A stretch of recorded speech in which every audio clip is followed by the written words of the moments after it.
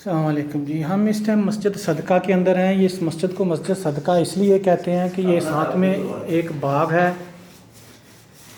اس باغ کو حضور صلی اللہ علیہ وسلم نے صدقہ دیا تھا حضرت عثمان بنت صدیق رضی اللہ تعالیٰ عنہ کے خامد زبیر بن عوام کو۔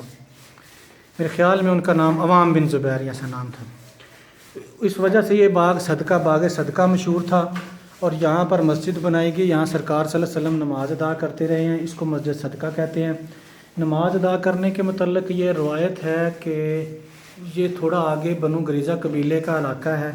جب اس کو بنو گریزہ کو غزوہ گریزہ کے وقت گھیرا ڈالا تو ان کی تیروں کی رینج اس جگہ پر آتی تھی جہاں آج کل مسجد گریزہ بنی ہوئی ہے، جہاں سرکار تشریف فرما تھے۔ تو وہ تیروں کی رینج سے پھر دور اٹھ کر آنے کے لیے سرکار صلی اللہ علیہ وسلم اس جگہ پر تشریف لے آئے۔ تو یہاں پر پھر اہل محبت اور عشق والے لوگوں نے مسجد تعمیر کر دی جو مسجد صدقہ کے نام سے مشہور ہوئی۔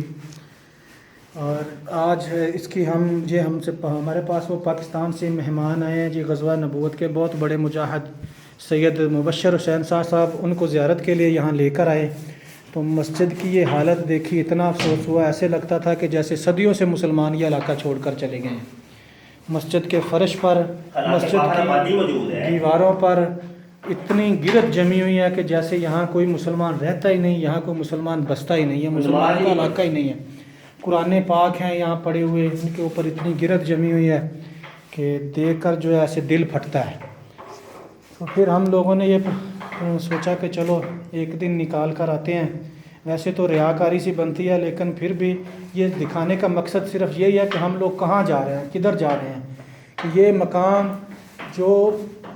جس کا ایک ایک ذرہ سونے سے بھی قیمتی ہے، جو اتنا مقدس ہے کہ ان ذروں پر ہماری جان قربان۔ آج ہم اپنے ان مقامات کو، اپنی اس تاریخ کو کیسے فراموش کر رہے ہیں، کس طرح کے ہم مسلمان کس طرف جا رہے ہیں۔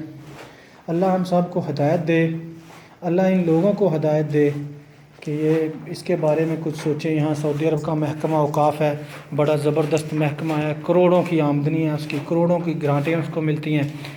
تو مسجدوں کی وہ باقی تو سب مسجدوں کی جو یہ خود لوگ بنوا رہے ہیں آج کل محکمہ اوقاف والے، وہاں پر تو بڑی آسائشیں ہیں، اے سی لگے ہیں، کلین چینج ہوتے رہتے ہیں ہر 6-7 مہینے کے بعد۔